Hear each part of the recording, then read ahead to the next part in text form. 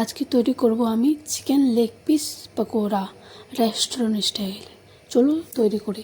এখানে আমি চিকেনগুলোতে লবণ, জিরে গুঁড়ো, ধনে গুঁড়ো, হলুদ আর গরম মশলা গুঁড়ো, 2 চামচ দই 2 চামচ আর আদা রসুন পেস্ট আর টমেটো কেচাপ আর সয়া সস আর একটু লেবু দিয়ে ভালো করে মিক্স করে 5 মিনিটের জন্য আমি রেস্টে রেখে দেব।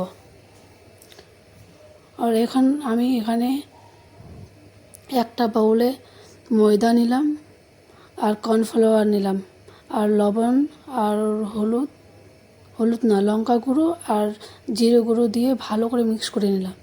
এখানে একটা ডিম নেব আর এখানে আধা লিটারের মতন আমি দুধ নিয়ে ভালো করে মিক্স করে নেব ডিম আর দুধটাকে। এখন চিকেন নেব আর চিকেনটা আমি ময়দার মধ্যে ডিপ করে নেব। ময়দার মধ্যে দিয়ে এখন ভালো করে সবগুলো ময়দা মেখে আর ওই মিল্কটাতে আমি একটু করে ডিপ করে নেব। তারপরে আবার ময়দাটার মধ্যে আমি ভালো করে করে নেব, কোট করে নেব। চেপে ময়দাটা আমি লাগিয়ে দিলাম চিকেনের মধ্যে। এখন গরম তেলে আমি চিকেনটাকে ফ্রাই করে নেব। একদম খুবই গরম তেলে ফ্রাই করতে হবে আর তারপরে মিডিয়াম আঁচে করে দেব গ্যাসটাকে। আমাদের চিকেন লেগ পিস রেডি। আমরা এখন ছেঁকে উঠিয়ে নেব।